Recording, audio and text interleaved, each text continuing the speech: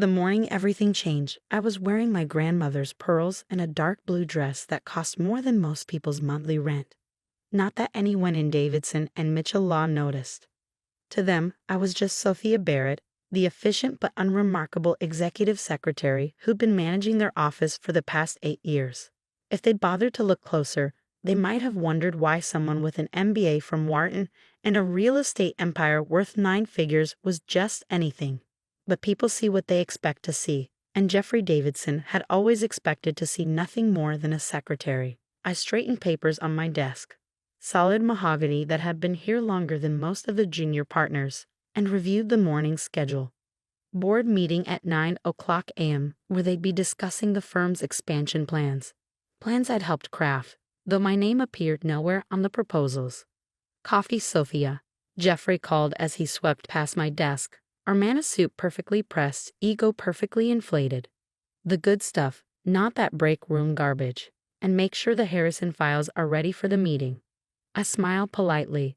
"Of course, Mr. Davidson." I'd already prepared both, along with a detailed analysis of their latest acquisition target. Analysis that would somehow become Jeffrey's brilliant insight by the end of the meeting. What Jeffrey didn't know, what none of them knew, was that I'd spent the last 3 years quietly buying up the commercial real estate around their precious law firm.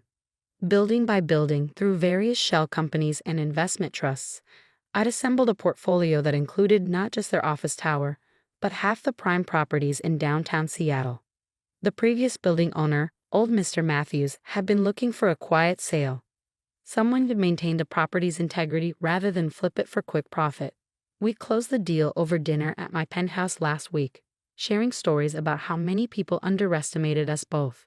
Ms. Barrett, Andrea, one of the young paralegals, appeared at my desk looking nervous.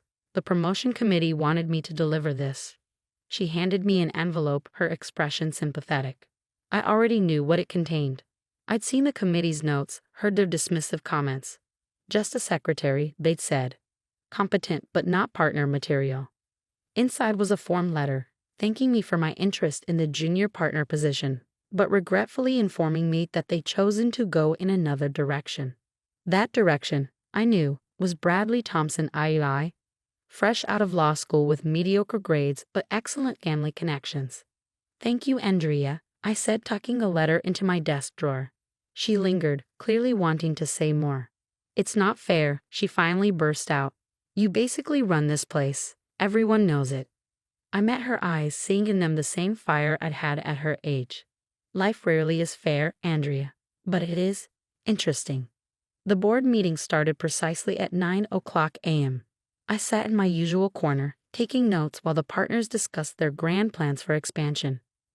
They needed another floor, they decided. The firm was growing, and their current space wouldn't suffice. Jeffrey leaned back in his chair, confident as always. "I'll talk to building management, see if we can negotiate something reasonable." I made a note in my leather-bound notebook, my handwriting precise and unhurried. In 3 days, they'd learned that building management had changed, that their lease, up for renewal next month, was now under new ownership. The meeting continued, partners pontificating about market dominance and growth strategies. I recorded it all, adding my own observations in a simple cipher I developed years ago. Knowledge, after all, was power. And I had 8 years of knowledge about every deal, every client, every secret that passed through these walls. At lunch, Jeffrey called me into his office. The rejection letter sat on his desk. "Sophia," he said, not bothering to look up from his phone. "About your application, I trust you understand our decision." I stood quietly, hands clasped in front of me. "Of course, Mr. Davidson. It's nothing personal. You're excellent at what you do. Invaluable, really. But partner? That's not really your place." I watched him, this man who thought he held all the cards, who believed his position at the top was unassailable. "And what exactly is my place, Mr. Davidson?" He looked up then, irritation flickering across his features. "Don't be difficult, Sophia. You're a secretary, a very good one, but still just a secretary. Know your place and stay in it." The words hung in the air between us, heavy with condescension. I smiled, the same pleasant, professional smile I'd worn for 8 years. "Thank you for the clarity, Mr. Davidson. Will there be anything else?" He waved me away, already forgetting our conversation. I returned to my desk and opened my private email. 3 messages waited. One from my property management company, one from my investment advisor, and one from Mr. Matthews confirming the final transfer of ownership. I responded to each one, my fingers flying over the keyboard with practiced efficiency. Tomorrow, everything would change. Tomorrow, they'd learn what happened when you underestimated the wrong person. That evening, as the office emptied, I stayed late as usual. But instead of managing the firm's paperwork, I prepared for my own transformation. I reviewed the new lease terms I had drawn up, significantly higher than the current rate but still just below market value. Just enough to hurt without being legally actionable. I also prepared letters to each of the firm's top clients whose relationships I'd quietly nurtured over the years. Letters explaining my departure and my new venture, a boutique legal consulting firm specializing in the exact type of work Davidson and Mitchell handled. Andrea stopped by my desk on her way out. "Don't let them get to you," she said softly. "You're worth 10 of them." I looked up at her, this bright young woman with dreams bigger than her current position. "Andrea, would you be interested in joining me for coffee tomorrow morning? I have a proposition you might find interesting." She brightened. "Really?" "Yes, absolutely." "Excellent. And Andrea, don't mention this to anyone else." "Not yet." After she left, I walked to the window and looked out over the Seattle skyline. 8 years I'd played this role, building my empire in secret while they dismissed me as just a secretary. Tomorrow, they'd learn that sometimes the real power isn't in a corner office. It's at the desk right outside it. I gathered my things, including the small brass nameplate that had sat on my desk all these years. I wouldn't need it anymore. Tomorrow, I'd have a new nameplate on a new door in my building. As I walked out, Jeffrey was still in his office, probably working on the expansion proposal. He didn't look up as I passed. He never did. "Good night, Mr. Davidson," I called out, my voice perfectly pleasant. "Night, Sophia," he replied absently, not knowing it was the last time he casually dismissed me. Tomorrow would change everything, and I couldn't wait to see his face when he realized just how badly he'd underestimated his just a secretary. I arrived at La Maison Café at precisely 7:30 am, early enough to secure the corner table with the view of Davidson and Mitchell's building, my building. Andrea was already waiting, nervously stirring her cappuccino. "Thanks for meeting me," I said, setting down my Hermes bag, a quiet indulgence I'd always downplayed at the office. "I trust you haven't mentioned this to anyone?" She shook her head. "No, but something's happening, isn't it? You seem different today." I smiled, pulling out a folder embossed with a new logo. "Barrett Strategic Consulting. How would you like to be my first employee? Starting salary twice what you're making now, plus equity in the company." Her eyes widened as she looked at the contract. "But how? I mean, yesterday you were just a secretary." I finished for her, amused. "Andrea, that's lesson 1. Never be what others expect you to be." While they were busy underestimating me, I built something of my own. Just then, my phone buzzed. A message from my property management company, new lease terms delivered to Davidson and Mitchell. Meeting requested immediately. Perfect timing. I looked back at Andrea. "You don't have to decide right now, but I get to the office early today. It's going to be interesting." By 8:45 am, chaos had erupted at Davidson and Mitchell. I walked through the lobby, my lobby, to find Jeffrey Davidson in a heated argument with the building's management representative. "This is impossible," he was saying, waving papers in the air. "The rent can't just double overnight. Who the hell is this new owner?" I passed by silently, taking my usual place at my desk. For now, the morning board meeting had been hastily rescheduled to address the rental crisis. I sat in my corner, notebook ready, watching the partners file in. Their faces were tight with worry, their usual confidence replaced by confusion and fear.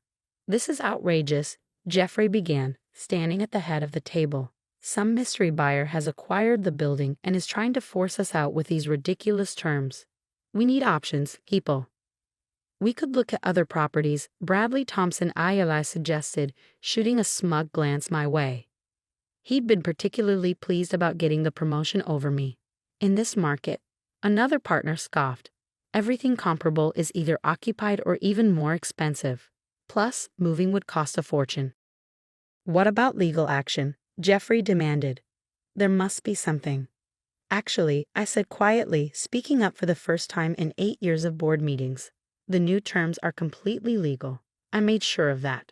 The room fell silent. Every head turned toward me. You, what?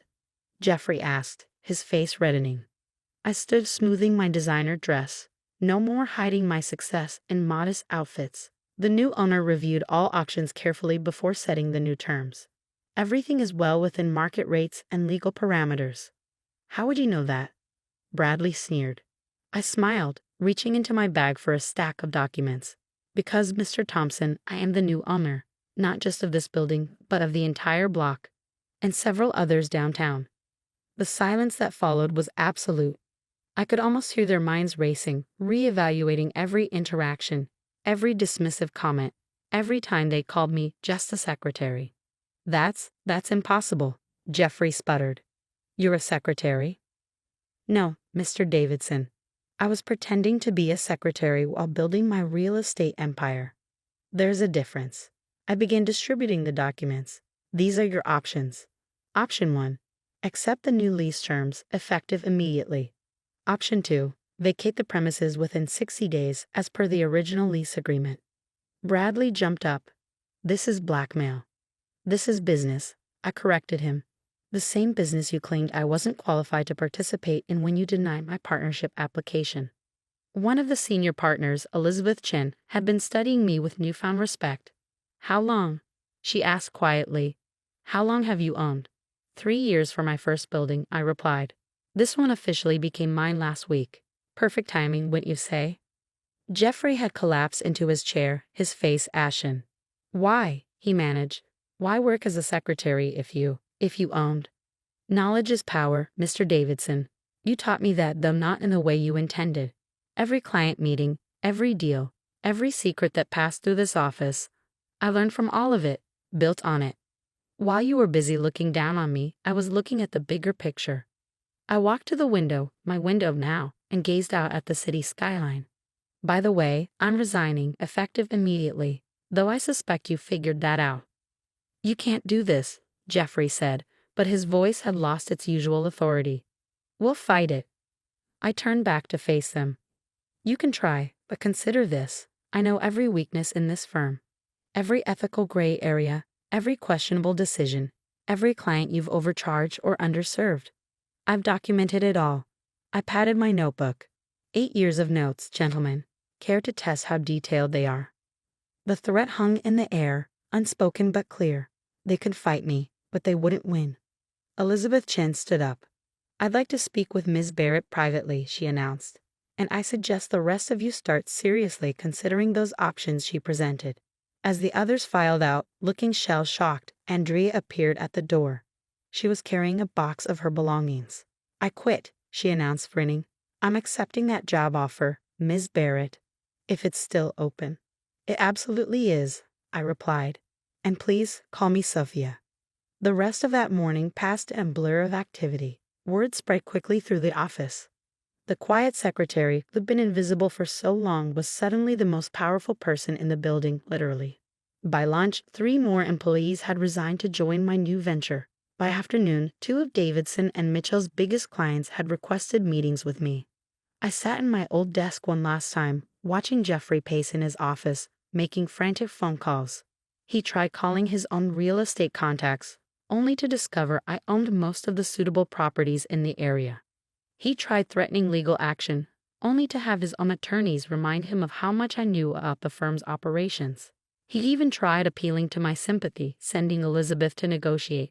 But I'd spent 8 years being sympathetic. Now it was time for something else. As the day drew to a close, I stood to leave. Jeffrey stepped out of his office, looking somehow older than he had that morning. Sophia, he called out, his voice strained. Please, let's discuss this reasonably. I paused, turning to face him. Reasonable? Like how you reasonably explained that I should know my place. He flinched. I was wrong. Obviously, I was wrong about you. We can fix this, make you a partner, give you whatever position you want. Oh, Mr. Davidson, I said softly, you still don't understand. I don't want a position in your firm. I want your firm to be a tenant in my building, and now it is. I picked up my bag and headed for the elevator. Behind me, I heard him call out one last time. What happens now? I stepped into the elevator, turning to face him. Now you learn what it feels like to not be in control. The new lease terms are due signed by tomorrow at noon. Don't be late. I hear the new owner is quite strict about deadlines. The doors closed on his stunned face, and I smiled. The day wasn't over yet. I had a dinner meeting with Elizabeth Chen, who had expressed interest in joining my new venture, and tomorrow, the real changes would begin. 1 month after my resignation from Davidson and Mitchell, I sat in my new office on the top floor of the Barrett Tower, formerly known as the Matthews Building. Floor-to-ceiling windows offered a panoramic view of Seattle's skyline, including the 6 other properties I owned in the downtown core. Andrea knocked and entered, tablet in hand. The Davidson and Mitchell partners are here for the lease negotiation. Should I make them wait? I glanced at the antique clock on my wall. A piece I bought at auction years ago, but kept in storage until now. They were 7 minutes early, desperately trying to show good faith. Give them 5 minutes, I replied, adjusting my channel jacket. Let them remember how it feels to wait outside someone else's office. My new headquarters occupied the entire top floor, designed with the quiet elegance I'd always appreciated but never flaunted. The reception area featured original artwork from local artists I'd been supporting anonymously for years. The conference room showcased views of Elliott Bay. Everything spoke of old money and established power, the kind of power that didn't need to shout to be heard. When I finally allowed them in, Jeffrey Davidson looked like he aged years and weeks. Bradley Thompson II had lost his smug smile, and the other partners filed in with the wary respect of people who'd learned a harsh lesson about underestimating others. "Thank you for coming," I said, not rising from my desk. "Please take a seat." They arranged themselves around the conference table, the same one I'd sat beside for 8 years, taking notes while they ignored my presence. I bought it in a liquidation sale when Davidson and Mitchell downsized to half their former space, unable to afford the new rent. "Ms. Barrett," Jeffrey began, his voice carefully neutral, "we've reviewed your latest proposal. And it's aggressive. But we're prepared to accept the terms with some modifications." I opened the leather portfolio in front of me, my grandmother's, the same one I used as their secretary. "Modifications? Like the ones you suggested to the Harrison contract last year? The ones that walked the line of legal malpractice?" They shifted uncomfortably. Elizabeth Chen, who had indeed joined my new venture as lead counsel, smiled slightly from her seat beside me. "That's not relevant to these negotiations," Bradley interjected, trying to sound authoritative. "Everything is relevant, Mr. Thompson. That's something you learn when you pay attention instead of relying on family connections." I let that sink in before continuing. "But you're right. Let's focus on the present." I pressed a button on my desk, and a screen descended from the ceiling. "These are your current financials. Notice the pattern. Client retention down 40%, revenue dropped 35% last quarter, and 3 more partners are considering departure." "How did you get this information?" Jeffrey demanded. I smiled. "The same way I got everything else, by being invisible while you were being careless. But that's not important right now. What's important is your future, or rather, if you'll have one." Elizabeth handed each of them a new document. "This is our final offer. The rent stays as is, but we're willing to offer a longer-term lease, with conditions." They read in silence, faces growing paler with each page. "This is impossible," Jeffrey finally said. "You want a controlling interest in Davidson and Mitchell?" "Not want, Mr. Davidson. Have. Check the fine print of your partnership agreement, the one I helped draft 8 years ago. Your firm's debt ratio now exceeds the stability threshold. As your primary creditor, through various holdings, I can exercise the conversion option." The room erupted in chaos. Partners talking over each other, papers being shuffled, faces reddening with anger and fear. I let them vent for exactly 1 minute before raising my hand. The silence that followed was immediate. They'd learned at least that much. "Gentlemen, let me be clear. Your firm is failing. Not because I raised the rent, but because you never understood what made you successful in the first place. It wasn't your name on the door or your expensive suits. It was the people you overlooked, the ones who actually did the work while you took the credit." I stood walking to the window. "I'm offering you a chance to survive, to become part of something bigger. Barrett Strategic Holdings isn't just a real estate company. We're redefining how business is done in this city. By taking over your former employers? Bradley asked bitterly. No, Mr. Thompson. By recognizing talent wherever it exists. By building something that values substance over status. I turned back to face them. Elizabeth left your firm to join me. So did Andrea, and 17 other employees. Want to know why? None of them spoke. Because I saw them. All those years while you were ignoring us, we were building relationships, supporting each other, creating a network that now spans every major company in Seattle. My phone buzzed. A message from my property management team. 3 more tenants had signed with us, fleeing Davidson and Mitchell's sinking ship. You have 24 hours to decide, I continued. Join us, under new leadership and new principles, or find new offices outside the city center. I hear there's space available in Tacoma. Jeffrey stood slowly, his shoulders slumped. You planned this all along, didn't you? Every detail. No, Mr. Davidson, you planned it. Every time you called me just a secretary. Every time you took credit for my work. Every time you reminded me to know my place. You taught me exactly what kind of leader not to be. After they left, Elizabeth stayed behind. That was impressive, she said. But why give them any chance at all? Why not just let them fail? I sat back down, touching my grandmother's pearls. Because success isn't about destruction. It's about transformation. They'll either learn to adapt or they'll disappear. Either way, the landscape of power in this city has already changed. The next day, news broke of the acquisition. Barrett Strategic Holdings acquires Davidson and Mitchell in historic deal, read the headlines. The business world buzzed with speculation about the mysterious woman who'd built an empire right under everyone's noses. Reporters called, wanting to know how a simple secretary had orchestrated such a takeover. I declined all interviews, letting the results speak for themselves. 1 week later, I called a company-wide meeting.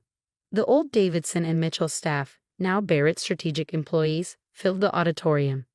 Jeffrey and the former partners sat in the back row, their new positions still uncertain. Some of you knew me as a secretary, I began.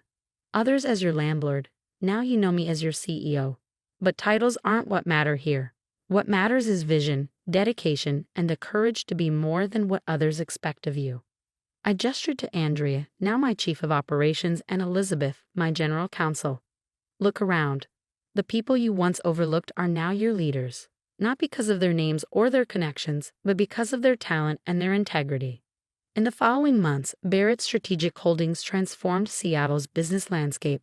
We acquired 3 more firms, renovated 5 buildings, and launched a foundation supporting women entrepreneurs. Jeffrey Davidson eventually retired, unable to adapt to his new role. Bradley Thompson II left for a smaller firm in Tacoma. But others, those who learned to see beyond their prejudices, found new success under our leadership. 1 year after my resignation, I sat in my office reviewing applications for our new mentorship program. A knock at the door revealed Paul, my old security guard from Davidson and Mitchell, now head of building security for all Barrett properties. Ms. Barrett, he said with a smile, your next appointment is here. Another former secretary looking to invest in real estate. I smiled back, remembering my own journey. Send her in, Paul, and remember what I always say. He finished the sentence with me. There's no such thing as just a secretary. The woman who entered looked nervous but determined, clutching a folder of property analysis. I recognized that look. I'd worn it myself, once upon a time. Welcome, I said, gesturing to the chair across from my desk. Tell me, what's your vision? Because that's what Barrett Strategic had become, not just a company, but a movement. A reminder that power doesn't always look like you expect it to, and that sometimes the most important person in the room is the one everyone else ignores. As I listened to her pitch, I touched my grandmother's pearls and smiled. The view from the top was spectacular, but the real satisfaction wasn't in the height of my success. It was in changing the way people reach for it. The morning everything changed, I was wearing my grandmother's pearls and a dark blue dress that cost more than most people's monthly rent. Not that anyone in Davidson and Mitchell Law noticed. To them, I was just Sophia Barrett, the efficient but unremarkable executive secretary who'd been managing their office for the past 8 years. If they'd bothered to look closer, they might have wondered why someone with an MBA from Wharton and a real estate empire worth 9 figures was just anything. But people see what they expect to see, and Jeffrey Davidson had always expected to see nothing more than a secretary. The leather chair across from my desk had never looked more threatening. Marcus Walsh, my business partner of 7 years, lounged in it like a cat about to pounce. Document folder balanced on his knee, expensive watch catching the late afternoon sun. His smile didn't reach his eyes. "Catherine," he said, voice dripping with false sympathy, "we need to talk about the future of Walsh and Porter Solutions." I kept my face neutral, though my stomach tightened. Something in his tone, in the way he'd walked in unannounced at 4:45 p.m. on a Friday, set off every alarm bell I developed in 15 years of corporate survival. "Of course," I replied, closing my laptop. "What's on your mind?" He leaned forward, placing the folder on my desk with theatrical precision. "The board has concerns. Significant ones. About your direction for the company." The board. As if we had some vast corporate structure instead of a 4-person advisory panel that Marcus had handpicked last year. I'd objected then, seeing it for what it was, the first move in a longer game. I should have fought harder. "Interesting," I said, not touching the folder. "Considering our revenue is up 40% since I implemented the new client acquisition strategy." Marcus waved his hand dismissively. "Numbers can be misleading.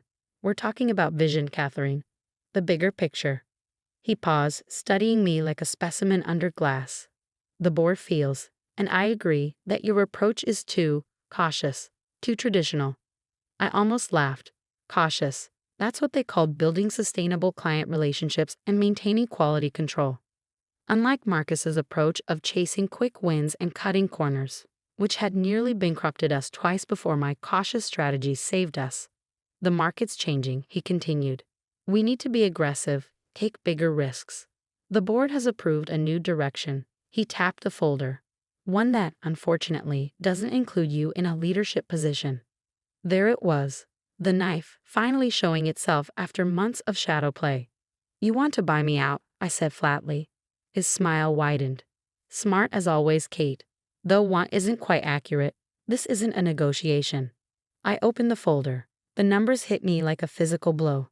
They were offering 15% of my shares' actual value, wrapped in legal language about performance concerns and breach of fiduciary duty.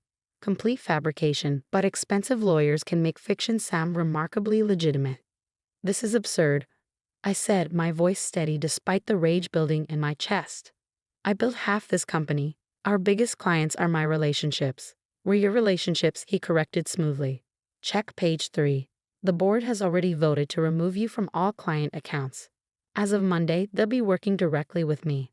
I flipped to the page. The signatures were already there, including Thomas Reed's, my mentor from business school, the man who'd helped us secure our first round of funding. The betrayal stung more than I wanted to admit. "And if I refuse?" Marcus's smile turned predatory. "Then on Monday, the board files a formal complaint alleging mismanagement and breach of contract. The evidence is quite compelling. You'd be amazed what a good forensic accountant can construct with access to company records." He leaned back, adjusting his cuffs. "Your reputation would never recover. No one wants to hire an executive with fraud allegations, even unfounded ones." I stared at him, this man I trusted. We'd started the company in my garage, living on coffee and determination, sharing dreams of building something meaningful. Now he sat there, ready to destroy everything we built, everything I'd sacrificed for, and he was enjoying it. "You have 24 hours, he said, standing. "Sign the papers, take the money, walk away quietly, or don't, and watch everything you've built burn down around you. Your choice." He strode out, leaving the folder open on my desk like a whelmed. I sat there as the sun set, casting long shadows across the office. Our office. Pictures on the wall tracked our company's growth. The first client celebration, the office opening, team photos from each year. My life's work, being stripped away in a single afternoon. But as the initial shock faded, something else took its place. Not despair, not defeat. Something colder, clearer. Because Marcus, for all his plotting, had made one critical mistake. He thought he knew all my cards. I pulled out my phone and dialed a number I'd hoped never to use. "James, it's Catherine Porter. Remember that conversation we had about Marcus's loans? I think it's time we discussed terms." The line crackled with static. Then James Sullivan's smooth voice came through. "I was wondering when you'd call. Shall we meet?" "Tonight," I said. "And James, bring everything you have." I hung up and looked around my office one last time. Tomorrow, I would sign those papers. I would smile, shake Marcus's hand, and walk away quietly. And then I would show him exactly what cautious really meant. Later that night, in a private room at the Sterling Hotel's restaurant, James Sullivan laid out the full picture of Marcus's secret empire of debt. Credit cards, personal loans, high-interest private lending, all hidden from the company books, all teetering on the edge of default. "He's leveraged to the hilt," James explained, sliding documents across the table, using company assets as unofficial collateral. One missed payment and the whole house of cards comes down. I studied the numbers, each page revealing more of Marcus's desperate financial gymnastics. "How has he kept this hidden?" James shrugged. "Creative accounting and a lot of different lenders. But they're getting nervous. Word is he's been missing payments." "How much to buy all of it?" He named a figure that made my throat tighten. "Nearly everything I had, including my emergency fund and the money from my mother's estate. But it would be enough." "You sure about this?" James asked, watching me carefully. "Once you start down this road." I thought about Marcus's smirk, about the years of subtle undermining, about how he convinced the board to turn on me. "Yes," I said. "I'm sure." We spent the next 3 hours working out the details. By the time I left, everything was in motion. In less than 12 hours, I would sign away my visible power in the company. But by Monday morning, I would control something far more valuable, every cent Marcus owed. As I drove home in the quiet hours before dawn, I felt strangely peaceful. Marcus thought he was forcing me into a corner, but he'd actually given me exactly what I needed. A way to prove that sometimes the most dangerous moves are the ones that look like surrender. I parked in my driveway, watching the first hints of sunrise paint the sky. In a few hours, I would walk into that office and play my part. I would be the defeated partner, the cautious one who didn't have the stomach for real business. But as I sat there, watching the world wake up, I allowed myself a small smile. Because by this time tomorrow, Marcus would learn what I'd known all along, that true power isn't in what you can take. It's in what you make others give up willingly. The sun rose fully, marking the start of a day that would change everything. I was ready. The fountain pen felt heavy in my hand as I signed away 7 years of my life. Marcus stood over my shoulder, practically vibrating with poorly concealed triumph. Each scratch of the nib against paper was another victory for him, another step toward what he thought was his ultimate win. "Initial here, and here," he said, pointing to marked lines with manicured precision, "and the final signature on the last page." I signed everything without hesitation, my handwriting steady and clear. No point in betraying the anticipation building in my chest. The real show wouldn't start for another 18 hours. "Well," Marcus said, gathering the papers with exaggerated care, "I appreciate your professionalism about this, Catherine. The severance payment will be processed Monday morning." I stood smoothing my blazer. "Of course. Though I do have one question." He paused, already halfway to the door. "Oh? Did you ever actually read the terms of your business loans? The fine print, I mean." Something flickered across his face. Confusion, then the first hint of unease. "What are you talking about?" I smiled, gentle and calm. "Nothing important. Just curious. Have a good weekend, Marcus." He left without another word, but the spring in his step was gone. I planted the first seed of doubt, and now all I had to do was wait. I spent that Saturday methodically removing personal items from my office, carefully packing away the visible signs of my time at Walsh & Porter Solutions. Every few minutes, my phone buzzed with updates from James's team as they executed our plan with surgical precision. First set of loan transfers complete. One message read. Second batch processing now. All credit lines secured. Documentation updated. Final transfers confirmed. Everything's ready for Monday. By sunset, my office was empty except for company property. I stood in the doorway one last time, remembering the day Marcus and I had first walked into this space. We'd been so full of dreams then, of plans to build something that mattered. Somewhere along the way, he'd lost sight of that. Or maybe he'd never really shared those dreams at all. My phone buzzed one final time. James himself. "It's done. All debts acquired. Legal team standing by for Monday morning." I texted back a simple thank you and drove home, feeling the weight of tomorrow pressing against my chest. Not anxiety, anticipation. Sunday crawled by with excruciating slowness. I knew Marcus would be in his office, preparing for what he thought would be his grand ascension on Monday morning. He probably spent hours rehearsing speeches, planning changes, imagining his moment of complete control. Let him plan. Let him dream. The best lessons are the ones we never see coming. Monday morning arrived crisp and clear, the kind of autumn day that promises change. I dressed carefully, charcoal gray suit, cream silk blouse. The pearl necklace my mother left me. Power written in fabric and stone. At exactly 8:47 a.m., my phone lit up with a text from our office manager, Diana. OMG, Marcus just got a call. He's SC Roy aiming in his office. What did you do? I smiled, imagining the scene.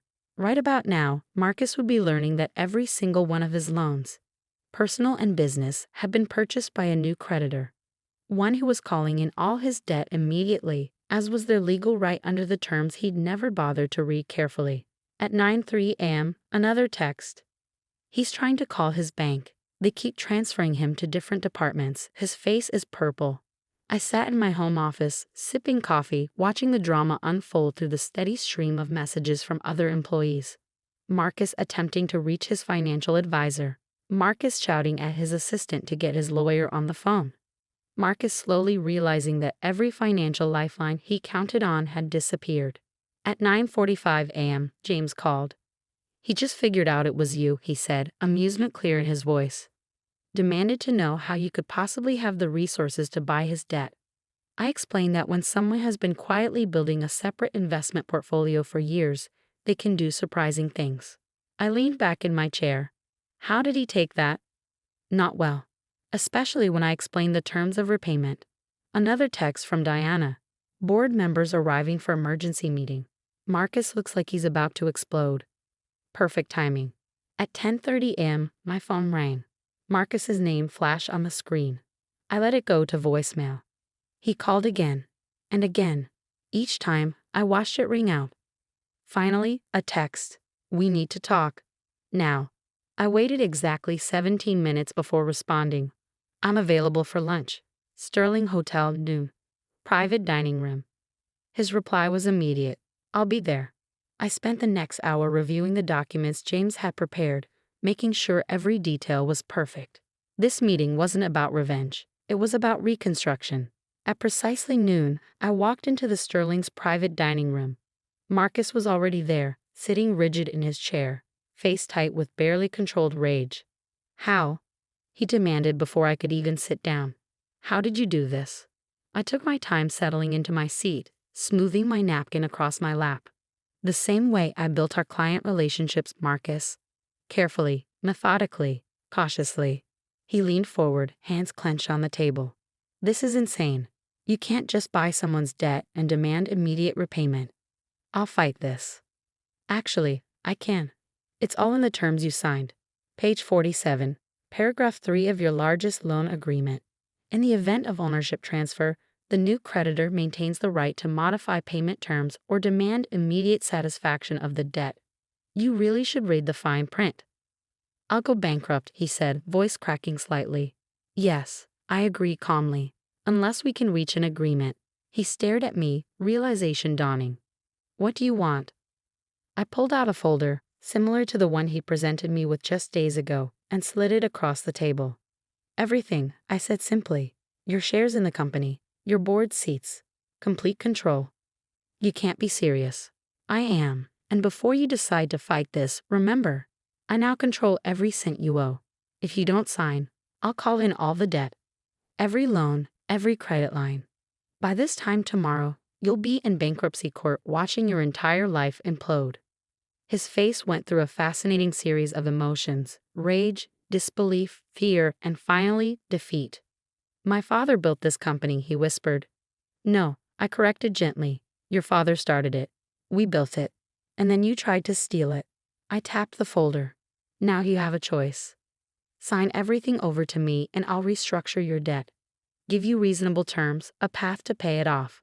Or don't sign and learn what bankruptcy really feels like. For a long moment, the only sound was the gentle clink of distant silverware and the pounding of my own heart.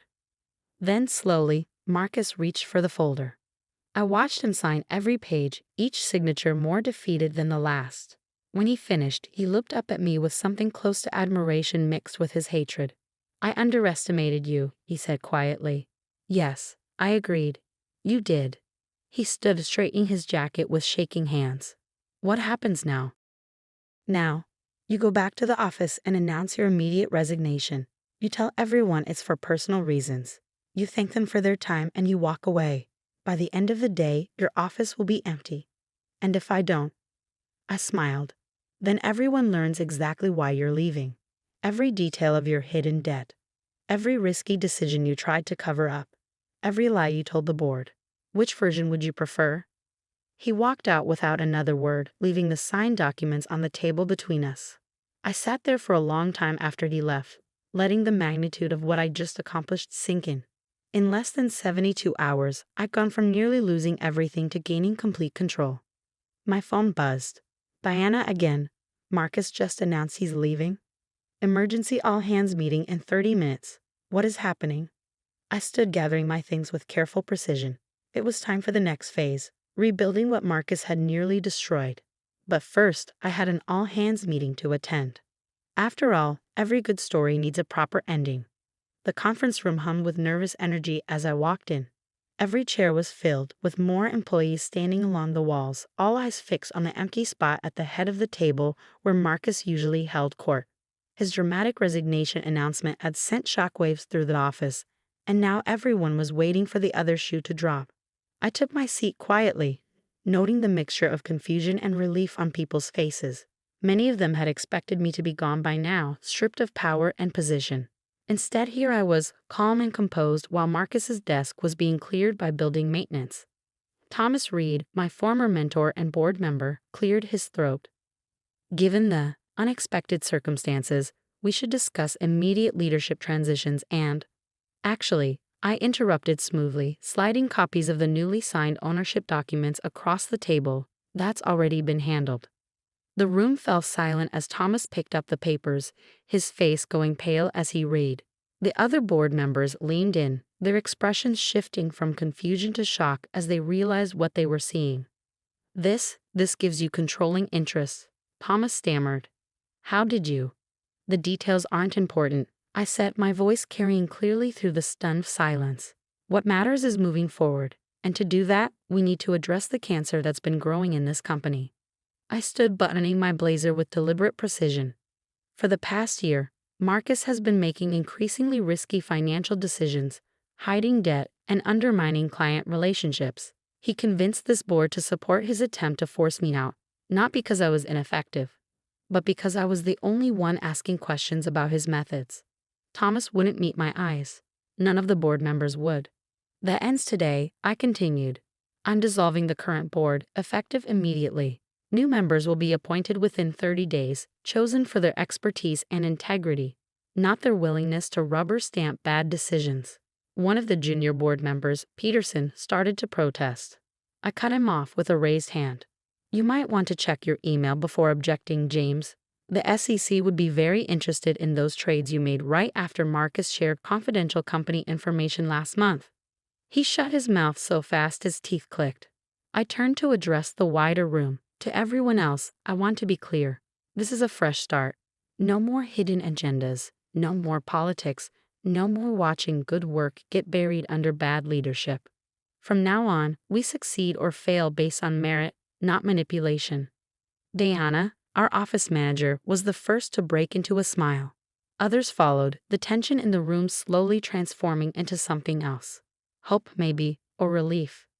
"There will be changes," I acknowledged, "but they'll make us stronger, not weaker." Any questions? Hands shot up across the room. I spent the next hour answering them, being as transparent as possible about where we were headed. By the time the meeting ended, the energy had shifted completely. People were talking, planning, already adapting to the new reality. As the room cleared out, Thomas lingered behind. He looked older somehow, diminished. "Catherine," he started, "I need to explain." "No," I cut him off gently. "You don't. You chose a side, Thomas." The wrong one. Sometimes that's all there is to say. He nodded slowly, gathering his things. At the door, he paused. You know, I taught corporate strategy for 20 years, wrote books about it, and I never saw this coming. I smiled faintly.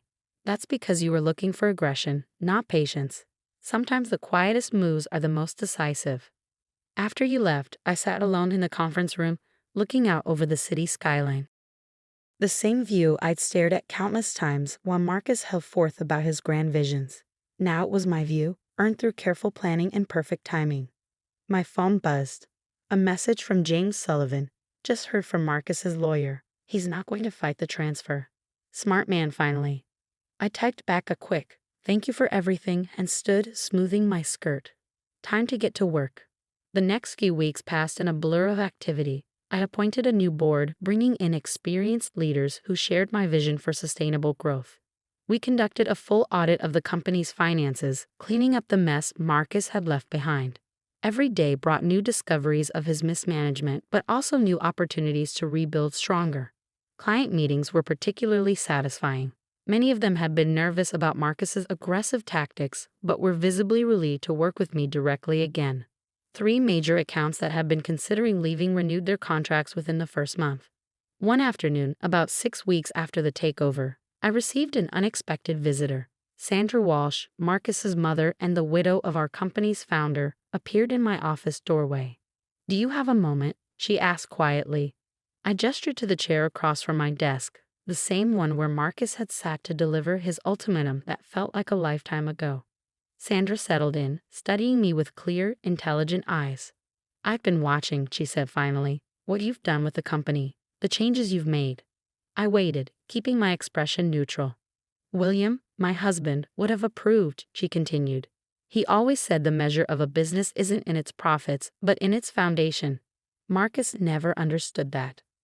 "I'm sorry," I said, meaning it, about how things ended with him. She waved away my apology.